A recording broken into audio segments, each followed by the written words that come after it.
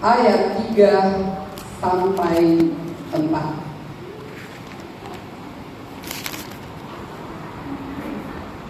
Demikian firman Tuhan, saudara berkasih. Dan tampaklah kepada mereka lidah-lidah seperti nyala api yang bertebaran dan hinggap pada mereka masing-masing. 4. Maka penuhlah mereka dengan kata dalam bahasa-bahasa lain, seperti yang diberikan oleh Roh itu kepada mereka untuk mengatakannya. Ya. Sebelum Yesus naik ke surga, dia bilang sama murid-muridnya, jangan tinggalkan Yerusalem sebelum kau menerima kuasa. Jadi murid-murid berkumpul di kota Yerusalem. Mereka tadinya banyak jumlahnya, ya, tapi pada akhirnya dipenuhi hanya 120. Dan firman Tuhan yang telah kita baca ayat 4, maka penuhlah mereka dengan Roh Kudus, lalu mereka mulai berkata-kata dalam bahasa-bahasa lain. Ya. Jadi kepenuhan Roh Kudus yang dialami murid-murid Yesus, para rasul, murid-murid Yesus pada saat itu, mereka berbahasa-bahasa lain. Ketika mereka telah dipenuhi kuasa Roh Kudus, mereka masing-masing berbahasa lain-lain. Ya. Jadi kalau ada di dalam jemaat itu penuh Roh Kudus sama bahasanya, saya bilang itu bukan dari Roh Kudus. Tapi menurut firman Tuhan, mereka dipenuhi dengan bahasa-bahasa yang berbeda. Dan ketika ini hari raya Pentakosta ini, umat-umat Israel itu, bangsa-bangsa Israel dari mereka dari negara-negara mana yang mereka berserak-serak itu, mereka kumpul di Yerusalem. Nah, jadi hari raya ini banyak orang-orang datang ke Yerusalem. Dan ketika murid-murid ini dipenuhi dengan kuasa Roh Kudus, mereka punya bahasa-bahasa yang berbeda. Itu sebabnya ketika orang-orang yang datang berkunjung ke Yerusalem, ada orang Arab bahasa-bahasa lain, mereka mengerti. Oh, kok mereka bahasa kita? Kok mereka tahu bahasa kita? Nah, jadi kepenuhan Roh Kudus ini, itu yang sebentar saya kupas, mereka dipenuhi dengan bahasa-bahasa yang berbeda.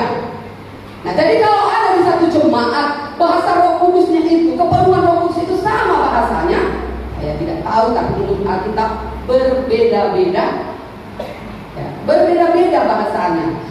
Dan kepenuhan Roh Kudus tidak ada yang diajari. Keluarga kami di Siantar, ada dia masuk di satu gereja, saya nggak bilang merek gerejanya, dia bilang suaminya sama kami, aku nggak ngerti loh di gereja itu kenapa, kamu bilang, itu saya disuruh belajar bahasa itu. Disuruh gimana, kami bilang, dokon mak, katanya waktu kami berdoa gitu kan, dokon mak, terus kayak dokon, pikirku, tapi terus dibilang sama aku, dokon mak, katanya, apa yang ku bilang, kata bapak tengah kami ini tadi, ya. Oh, bapak tua, suami tante saya yang paling tua, dokon, daripada terus aku dibilang dokon, ya udah, aku bilanglah kayak seperti bilang istriku, selama-lama, orang dokon katanya, daripada terus bilang aku dokon, bukan itu terus dia, supaya ini orang pergi, jangan aku bilang dokon, bilanglah istriku dengan, oh selama-lama dibilang istriku, selama-lama, akhirnya pergi itu orang tadi. Jadi nggak diajari, ya. Bagaimana roh itu bekerja, itu yang terjadi. Jadi berbeda-beda. Dan bagaimana pekerjaan Roh Kudus itu berbeda-beda. Jemaat kami, jemaat Tuhan lah, bukan jemaat kami. Jemaat Tuhan yang ada kami layani, ada orang tua. Kalau kepenuhan Roh Kudus, dia pasti main gitar. Dia jalan-jalan, dia main gitar, seperti main gitar gitu. Dia main gitar, dia punya Roh Kudus, dia main gitar. Ada yang balik-balik, ada yang dipukulinya lantai, ada yang seperti macam-macam sesuai dengan pekerjaan Roh Kudus. Ya, itu dia pekerjaan Roh Kudus, itu dia terjadi hari Pentakosta, itu yang terjadi di Yerusalem ketika hari raya Pentakosta. Nah, selama ini kita mengadakan doa 10 malam. Saya tidak perpanjangnya, masih banyak acara. Selama ini kita mengadakan doa semalam hari yang terakhir, dan Ibu Gembala pasti sudah memberikan pengertian bagi kita apa itu fungsi Roh Kudus, penghibur, penolong, menyampaikan kata-kata doa yang tidak terucapkan. Nah, saya hanya tambahin banyak fungsi Roh Kudus. Itu sebabnya kata Yesus, lebih baik aku pergi supaya penolong penghibur itu yang ada pada kita. Jadi orang bilang mana lebih tinggi, Bapa, Anak, Roh Kudus? Mereka sama, ya. Pelajaran Roh Kudus ini nggak bisa ditafsirkan. Kalau firman Tuhan misalnya perumpamaan ini, ada hamba Tuhan ini, dia menafsirkan perumpamaan itu artinya ini, beda-beda. Perumpamaan itu artinya ini, bisa. Tapi kalau Roh Kudus itu pelajaran dasar, dia nggak bisa beda dikotbahkan pendeta ini karena itu pelajaran dasar.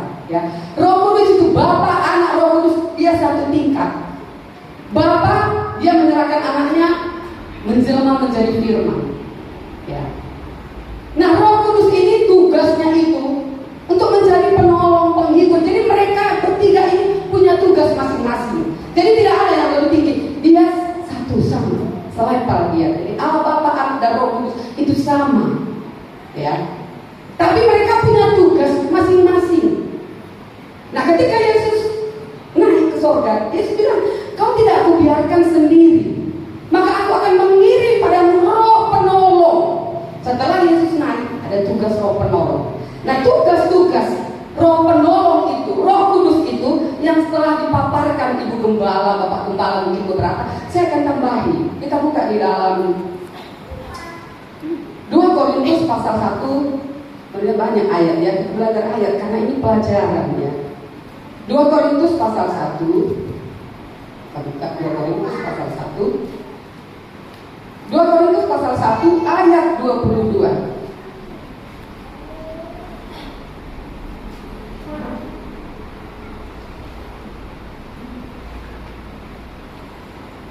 Kita mulai baca ya.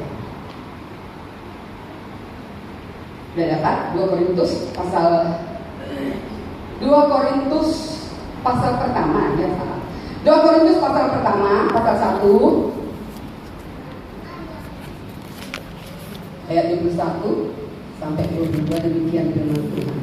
2 Korintus pasal 1 ayat 21 sampai 22. Sebab Dia yang telah meneguhkan kami bersama-sama dengan kamu di dalam Kristus adalah Allah yang telah mengurapi,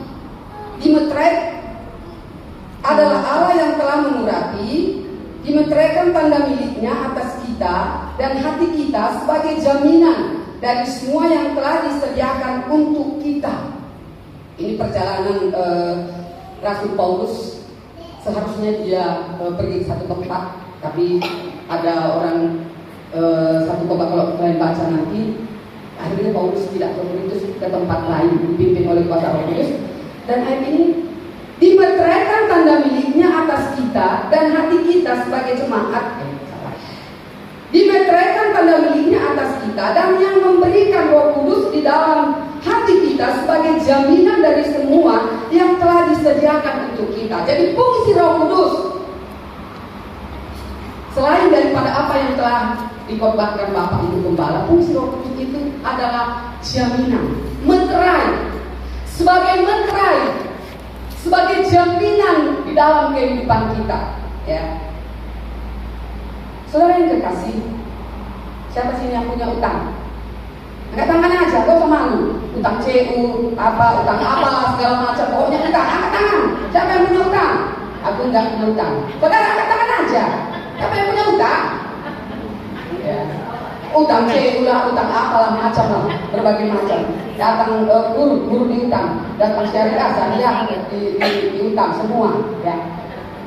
Kalau ada satu orang bilang sama kita gini, aku menjalani utangmu itu, senang nggak? Roh Kudus ini ia sebagai jaminan dan meterai di dalam kehidupan kita, saudara. Kalau satu surat ada meterai, berarti itu hal yang sangat penting. Kalau ada surat-surat nggak perlu meterai, nggak perlu ya. Tapi kalau ada satu perjanjian yang dibuat meterainya, itu sangat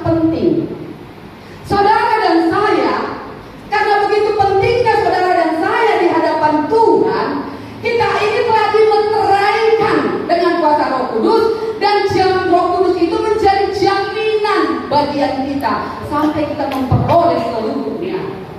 Ya.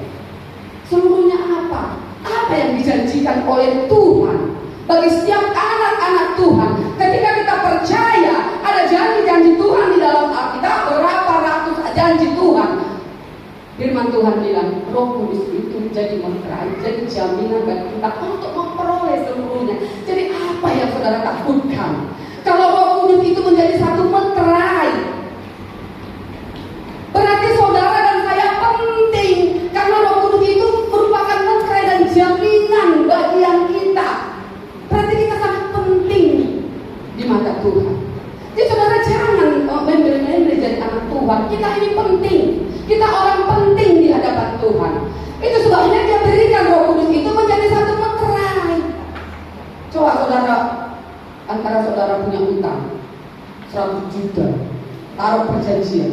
Kalau tidak ada meterai, ya pasti saudara nggak berani. Oh, beli meterai yang paling mahal. Cuk. Udah jamin. Itu surat udah jamin. Jadi saudara dan saya ini sebenarnya luar biasa di hadapan Tuhan. Jadi apa yang kita takutkan dalam hidup ini? Banyak orang bilang, oh Roh Kudus itu bekerja waktu masa rasul-rasul. Siapa bilang? Dia bekerja sampai saat ini. Dia jaminan bagi saya dan saudara di dalam kehidupan yang penuh dengan kesulitan ini. Saudara pernah dengar bunyi kereta api? Susah payah. Akhirnya apa? Cari duit. Itu yang kita alami saat ini. Susah payah. Cari duit. Itu kereta api yang dulu pakai arang, kereta api di Siantar. Juta. Cari duit. Susah payah saat ini. Tapi Roh Kudus itu menjadi jaminan bagian kita. Amin. Betapa pentingnya Roh Kudus itu di dalam kehidupan kita. Itu yang kedua, kita lanjutkan ya. Fungsinya berikutnya. Kita baca di dalam Yohanes 16 ayat 7 sampai 8. Kita belajar apa ya dengan Tuhan. Yohanes 16 ayat 7 sampai 8. Dapat? Demikian firman Tuhan. Namun benar aku katakan ini kepadamu, adalah lebih berguna bagi kamu jika aku pergi, kata Yesus. Sebab jikalau aku tidak pergi, penghibur itu tidak akan datang kepadamu. Tetapi jikalau aku pergi, aku akan mengutus Dia kepadamu. 8. Dan kalau Ia datang, Roh Kudus, Ia akan menginsafkan dunia akan dosa, kebenaran, dan penghakiman. Jadi fungsi Roh Kudus, Dia akan menginsafkan, menyadarkan kita dari dosa. Ya. Saudara yang terkasih, kalau saudara masih ada dipimpin Roh Kudus, ya, saudara boleh jatuh, boleh. Kita boleh jatuh dalam dosa, boleh. Tapi ketika kita mendengar firman Tuhan, nah Roh Kudus yang ada pada kita itu, Dia akan menginsafkan. Itu sebabnya kalau orang yang telah ditinggalkan Roh Kudus, dia udah nggak peduli lagi apapun. Istilahnya nggak sama. Seria kamu udah apa pi? Nah, dilipat, aku dilipas bahasa Karun. Sama aja, hidup ini sama rasanya. Dia mau ditegur orang, dia pokoknya udah sama aja lah. Nggak ada perubahan. Jadi kalau saudara lihat ada anak Tuhan, dinasehati nggak mampan, ditegur nggak mampan, itu berarti Roh Tuhan sudah meninggalkan dia. Karena fungsi Roh Tuhan itu menginsafkan, menyadarkan. Raja Daud, ya, dia pernah jatuh dalam dosa yang begitu besar, dosa yang begitu berat. Firman Tuhan katakan, apa yang terjadi saat ini dulu pun sudah ada. Ya, Daud ini melakukan dosa pembunuhan berencana. Ya, jadi kejam Daud ini. Dia jatuh dalam dosa. Dia ambil Berseba, nggak usah diceritakan. Dia ngintip lah, apalah nggak perlu ya. Pokoknya dia jatuh dalam dosa. Dosa yang begitu berat. Dan dia suruh panglimanya, suruh Uria di depan paling, akhirnya Uria mati. Memang itu tujuan Daud, biar mati Uria, istrinya diambil. Itu dosa Daud. Daud penuh gak dengan kuasa Roh Kudus? Daud penuh dengan kuasa Roh Kudus.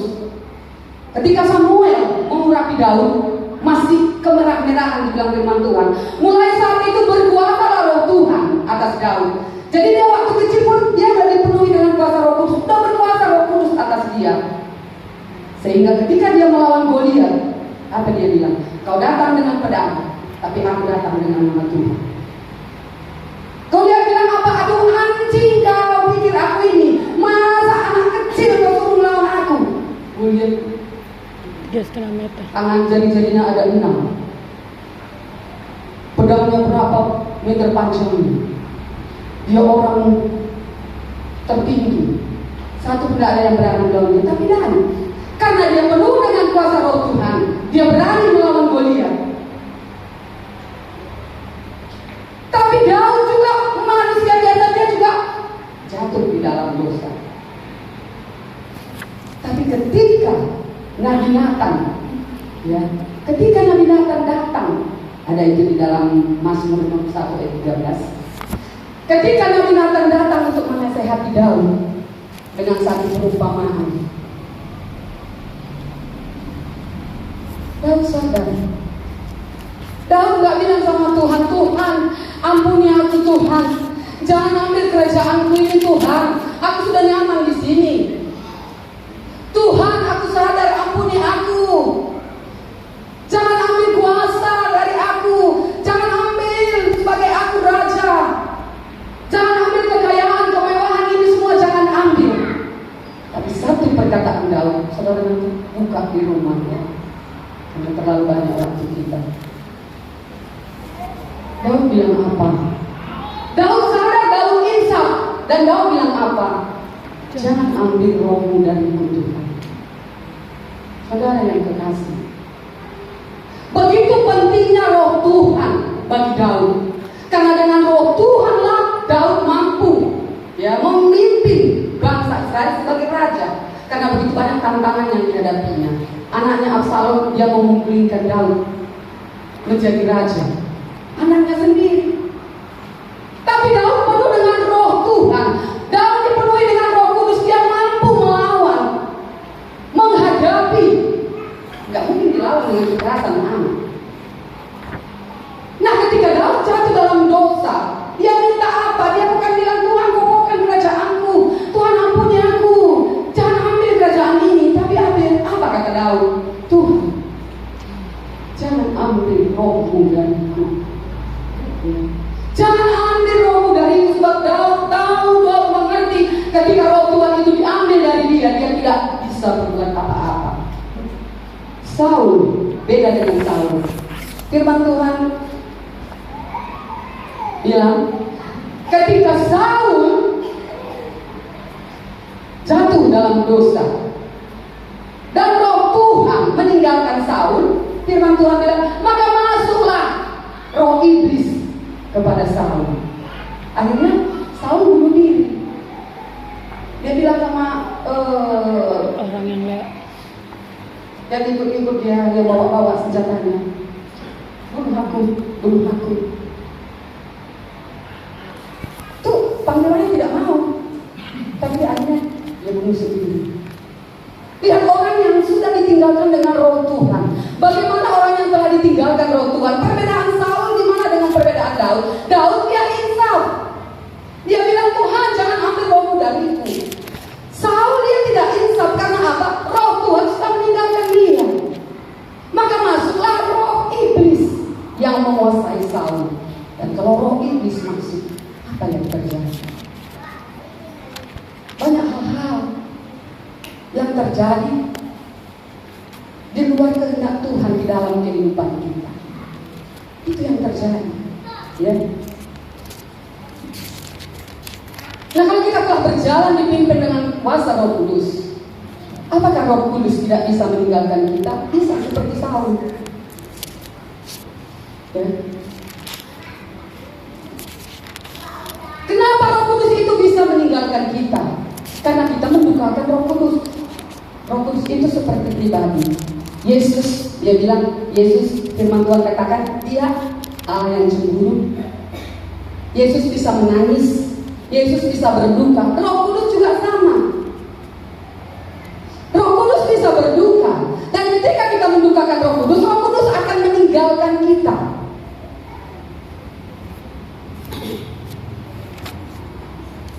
Bagaimana bisa Roh Kudus meninggalkan kita? Kita melakukan perbuatan dosa. Ini ayat yang terakhir kita buka, Efesus 4.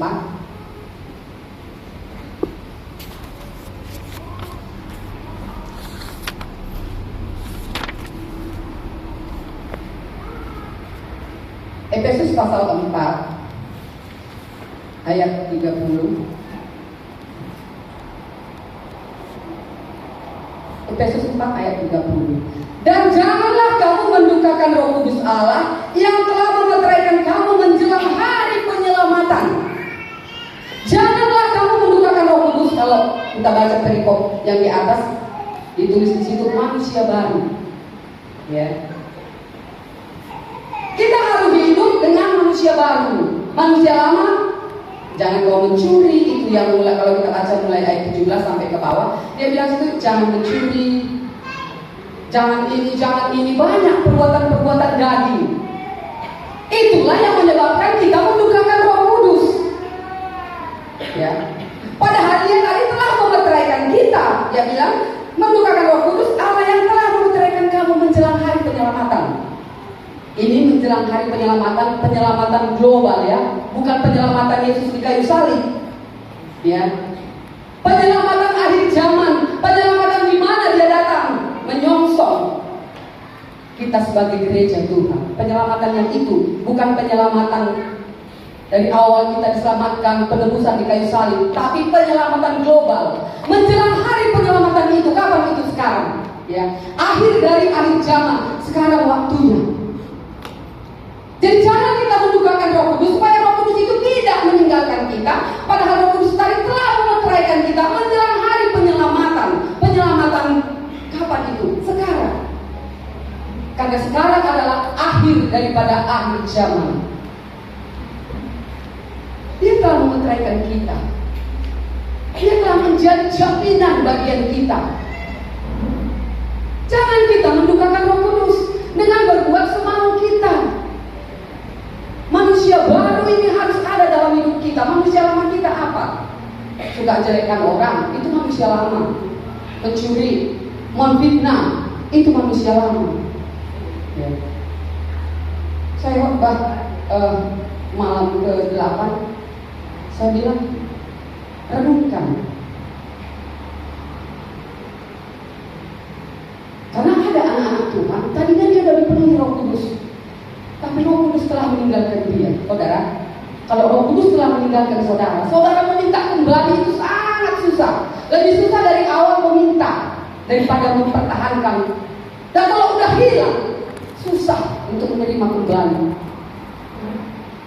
Seperti Esau yang menangis kepada Bapa, berikanlah kembali hak sulung. Esau terlalu remeh kepada hak sulung. Firman Tuhan sekalipun Esau menangis, menjerit-jerit, tapi hak kesulungannya telah diambil. Ketika saudara telah dipenuhi dengan kuasa Roh Kudus, saudara telah termeterai. Jaga Roh Kudus, supaya Roh Kudus itu tidak meninggalkan kita. Dengan berbuat, hidup kita ini menjadi manusia-manusia baru. Jangan lagi seperti manusia lama. Saya bilang, coba kita merenung. Apakah saudara masih ada dalam pimpinan Roh Kudus atau Roh Kudus telah meninggalkan saudara? Ya, renungkan apa saudara yang telah buat. Saya bilang mungkin kita sebagai anak Tuhan nggak mungkin lagi kita membunuh. Ya, kita udah mengerti lah kalau membunuh kita nggak mau lagi. Itu dosa-dosa yang besar-besar itu kita tidak mau lagi. Merampok kita tidak mau lagi. Ya. Berzina kita tidak mau lagi, karena kita udah tahu itu dosa. Tapi satu sadar kau saudara? Kadang saudara merampok milik Tuhan. Saudara langsung bilang, oh perpuluhan. Waktu juga kita mencuri waktu untuk Tuhan. Ada waktu aku sebenarnya untuk Tuhan, tapi kita curi. Dan ada itu yang milik Tuhan, khusus milik Tuhan. Yang harus itu milik Tuhan, itu kepunyaan Tuhan, tapi kita curi. Itu pun perbuatan lama. Dan itu pun mendukakan Roh Kudus, karena bagian milik Tuhan itu, ya. Waktu orang Farisi mencobai Yesus, dia bilang, Guru, patutkah kami memberikan pajak kepada tentara Kaisar Romawi? Yesus tahu mereka mencobai Yesus. Apa Yesus bilang? Berikanlah apa yang patut diberikan kepada pemerintah, dan berikanlah apa yang patut diberikan menjadi milik Tuhan. Ya. Jadi berikan yang patut untuk Tuhan, berikan yang patut untuk pemerintah. Jadi jangan mencuri. Oh, aku gak mencuri. Tapi karena mencuri waktu untuk Tuhan, mencuri milik Tuhan, harusnya itu bagian Tuhan. Berikan untuk bagian Tuhan berikan.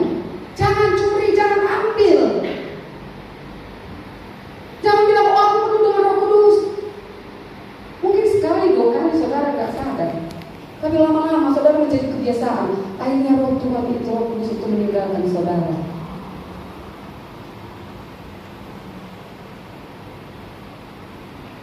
Jadi banyak hal yang dikerjakan Roh Kudus sebenarnya dalam kehidupan kita. Begitu pentingnya Roh Kudus itu, begitu luar biasanya Roh Kudus itu. Itu sebabnya dibilang di dalam Markus 3 ayat 29. Hujat kepada anak manusia. Hujat apapun yang saudara kerjakan, yang saudara bilang, bisa diampuni. Tapi hujat kepada Roh Kudus tidak ada pengampunan. Dosa kekal. Jadi begitu luar biasanya Roh Kudus ini. Yesus bilang, sekalipun dosamu merah seperti keruji, akan menjadi putih seperti salju, seperti bulu domba. Tetapi hujat kepada Roh Kudus tidak ada pengampunan. Yesus berkata dengan keras, hujat apapun yang saudara kerjakan ada pengampunan. Tapi hujat kepada Roh Kudus tidak ada pengampunan. Hujat kepada anak manusia, Yesus katakan, kalau kau menghujat aku, kalau kau datang minta ampun, ada pengampunan. Petrus ketika dia menyangkal, sebenarnya dosa Petrus sama dosa Yudas sama lah, ya, sama dosa Petrus sama dosa Yudas kalau ditimbang sama. Tapi perbedaan Petrus dia insaf, Yudas tidak. Jadi kalau kita insaf, ada pengampunan. Tapi dosa kepada Roh Kudus, firman Tuhan katakan, Yesus katakan dengan jelas, tidak ada pengampunan. Begitu luar biasanya Roh Kudus. Bagaimana dibilang dosa terhadap Roh Kudus? Supaya aku tahu, nanti aku bilang, kau tahu dosa. Saudara, saya tidak punya karunia untuk membedakan roh. Saya tidak punya karunia itu. Ya. Kalau ada gembala punya karunia membedakan roh, dia tahu itu roh Tuhan, ya, Roh Kudus atau Roh Kudis. Dia tahu. Tapi saya tidak punya roh karunia itu, karena kalau kita belajar banyak karunia, ya. Setelah kita dipenuhi dengan kuasa Roh Kudus, diperlengkapi gereja Tuhan dengan karunia-karunia Roh Kudus untuk kemajuan pekerjaan Tuhan. Ada karunia bernubuat, membedakan roh, mengartikan bahasa roh, itu banyak karunia, ya. Saya tidak punya karunia itu untuk membedakan roh. Nah, kalau ketika orang bilang, itu nggak dari roh Tuhan itu, karena jemaat kami pemain musik kami, dia kalau diberi Roh Kudus dia ketawa. Pertama-tama orang dekat ini lucu rasanya. Kok ketawa kayak orang gila ya? Kayak orang gila. Di rumah dia sama istrinya, aku tadi dia dipenuhi Roh Kudus, aku takut. Kenapa kata istrinya? Masa dia dipenuhi Roh Kudus ketawa-ketawa? Pantai aja nggak ketawa-ketawa. Kalian semua yang dipenuhi Roh Kudus nggak ada yang ketawa-ketawa. Dia ketawanya sambil dipenuhi Roh Kudus dia main musik. Dia bilang gitu. Jadi, ya, satu waktu ada jemaat bilang, "Tan, itu Roh Kudus atau apa?" Saya bilang gini, satu jawabannya. Kalau itu dari Tuhan, dia akan lanjut. Tapi kalau itu dari setan, dia tidak akan bertahan. Itu aja. Kalau itu dari Tuhan, dia akan terus. Tapi kalau itu dari setan, dia akan berhenti sendiri. Jadi jangan kita menghujat. Ibu Gembala bilang, waktu aku berdoa, waktu aku sakit, aku ketawa-ketawa. Ya itu mungkin pimpinan roh bagi dia. Jangan pelan, cuma aku takut datang dia ketawa-ketawa. Itu kayak enggak dari roh Tuhan lah, kayak dari roh setan. Nah, jangan. Itu menghujat. Itu menghujat. Jadi sebagaimana pun keadaan orang yang dipenuhi Roh Kudus, diam aja. Saya udah berpikir, oh kalau itu dari Tuhan, dia terus. Karena aku terus berdoa. Ada juga yang tidak bilang, aku nggak nyaman dekat dia. Kayaknya nggak dia kayak gitu. Kan nggak. Asal dia kebenaran Roh Kudus, aku berdoa Tuhan. Kalau itu bukan dari Tuhan, berhenti dalam nama Yesus. Tapi nggak aku bilang sama dia, nanti tersinggung deh, besok nggak mau lagi. Aku kata tante roh setan nggak mau lagi datang. Aku berdoa Tuhan, kalau itu dari Tuhan, terus kalau bukan dari Tuhan dalam nama Yesus, berhenti, nggak berhenti, berarti itu pekerjaan roh. Jadi itu caranya menghujat. Jadi jangan menghujat Roh Kudus karena tidak ada pengampunan. Baru-baru ini ada Ustaz Mual yang meninggal. Dia kan menghujat Roh Kudus. Roh Kudus katanya. Ingat, menghujat Roh Kudus tidak ada pengampunan. Ya. Jadi bagaimanapun keadaan orang di sekelilingmu, dia mau balik-balik, dia mau guling-guling, dia mau tertawa, dia mau bagaimana, berdoa terus dalam Tuhan. Kalau itu bukan dari Tuhan, dia pasti berhenti. Tapi kalau itu dari Tuhan, dia akan terus. Itu aja kuncinya. Jadi mari saudara kekasih di dalam Tuhan. Roh Kudus fungsinya tadi memeteraikan kita, kedua memisahkan, masih banyak lagi. Tapi cukup di sini. Ya. Mari, ketika kau mendengar firman, ya, kalau Roh Kudus bekerja dalam hidupmu, kau pasti insaf. Tapi kalau Roh Kudus sudah meninggalkan kita, apapun itu kita nggak terima lagi. Hati kita berkeras. Karena Roh Kudus itu lembut, manis. Dia datang menyentuh hati kita. Tapi kalau Roh Kudus sudah meninggalkan kita, hati kita menjadi keras. Seperti Samuel bilang, tunggu aku datang baru persembahkan korban. Saul nggak sabar karena hatinya mulai panas. Dia cemburu pada Daud akan dilantik menjadi raja. Hatinya panas. Sudah pun dinasehati Samuel, dia tidak mau. Karena apa? Karena Roh Tuhan telah meninggalkan dia. Ya. Coba lihat hati kita. Periksa masing-masing hati kita. Apakah hati kita ini masih mau ditegur, atau hati kita ini sudah bilang apapun yang bilang lomok isi, lomokku. Kalau orang sudah bilang ate isi, ditulisnya di sininya supaya nggak ditegur orang. Ate isi, lomokku isi, lomok isi. Kalau udah bilang lomokku, tak ada yang bisa menegur dia. Cuma dibilang lomokku, ya udah. Kayak gitu orang hatinya udah keras. Saya bukan bilang mempunyai dia udah tinggalkan Roh Kudus, tapi Roh Kudus sudah mulai menjauh dari dia. Jadi mari, ya, relakan hatimu untuk tetap dikerjakan Roh Kudus, karena Roh Kudus itu selalu mengerjakan yang terbaik dalam kehidupan kita. Selama ada Roh Kudus dalam kehidupan kita, percayalah ada perubahan. Jadi aku selalu ini jemaat ini, inilah jemaat ini, inilah jemaat. Aku nggak terlalu. Selama ada Roh Kudus bagi dia pasti satu saat akan berubah. Tapi ketika Roh Kudus itu tidak ada, ya udah, kita serahkan lagi sama Tuhan. Urusan dia sama Tuhan. Mari jadikan hatimu seperti Daud. Jangan bilang lagi, sia-sia dia penuh Roh Kudus. Dia masih gini, masih.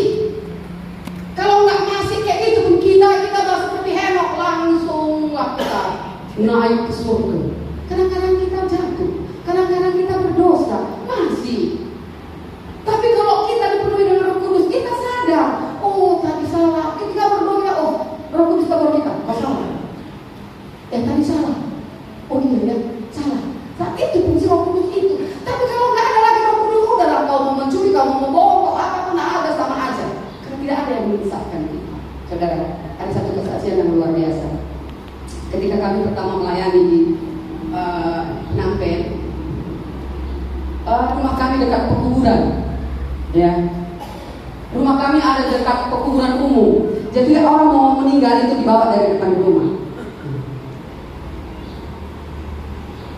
Jadi aku dulu sama anakku yang paling besar itu tinggal 3 hari sendiri karena suami harus bekerja di ladang tempat mertua, ada 2 jam dari tempat kami.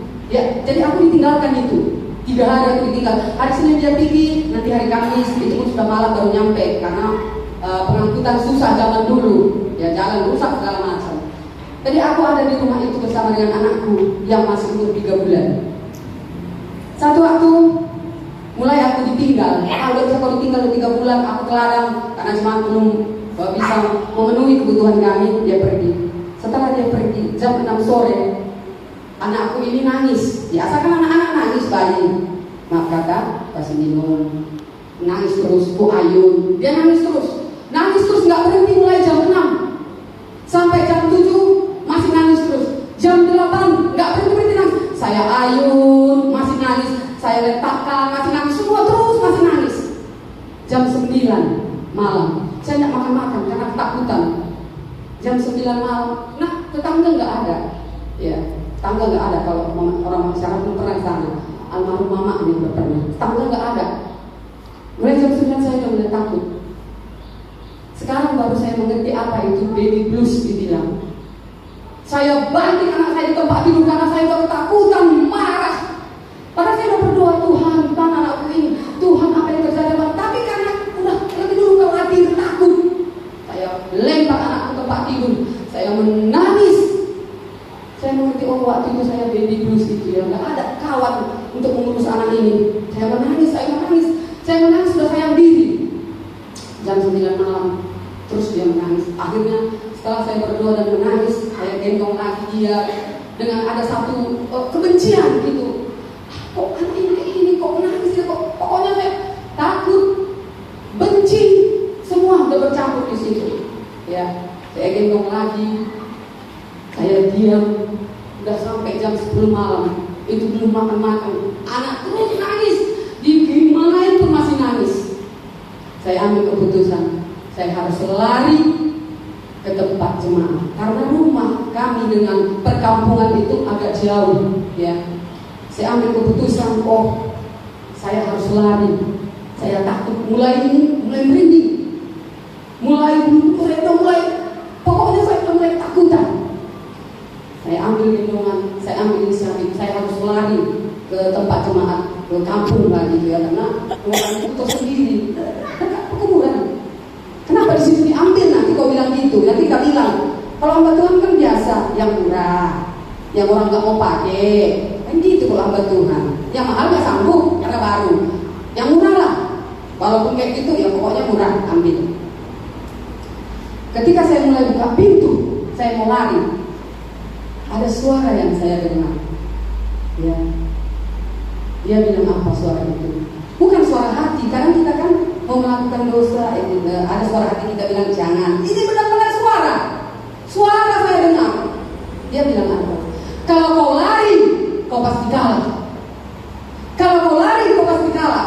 Dia nggak bilang jangan lari. Dari situ saya mengambil kesimpulan bahwa Tuhan dia tidak pernah memaksa. Tuhan selalu memberikan pilihan bagi kita. Di situ saya mengerti, oh Tuhan dia bilang jangan lari. Tuhan nggak bilang gitu. Kalau kau lari, kau pasti kalah. Itu aja. Saya cari itu suara. Nggak ada suara. Nggak ada orang. Saya cari dalam rumah karena saya masih mau buka pintu. Itu suara siapa? Saya cari, nggak ada. Ketika saya melihat kiri kanan muka belakang tidak ada orang, kembali saya tutup. Saya sadar itu suara Tuhan. Sampai saat ini saya tidak pernah lagi dengar suara itu, hanya 1 kali. Mulai saya ambil keputusan, saya tutup, saya kunci. Saya tidak berdoa. Saya gendong anak saya menyanyi.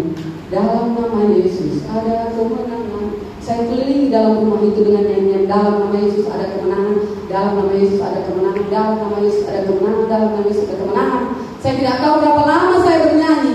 Akhirnya anak ini berhenti menangis. Di situ saya sadar, kalau bukan karena Roh Kudus tapi sudah lari. Dan ketika saya lari, saya pasti takut, saya pasti kalah. Dan sampai saat ini mungkin saya tidak melayani di sana. Tapi ketika Roh Kudus itu ada, memberikan kekuatan. Memang Tuhan bilang, kalau Roh Tuhan ada padamu, kau akan menerima kuasa. Amin. Kalau Roh Kudus itu turun atasmu, kau akan menerima kuasa. Apa yang kau hadapi dalam hidup ini? Kalau ada Roh Kudus, Dia akan memberikan penghiburan, kekuatan, kemenangan, jaminan dalam kehidupan kita dan mengisapkan kita. Mari berikan hatimu seperti Daud, dekat dengan Tuhan.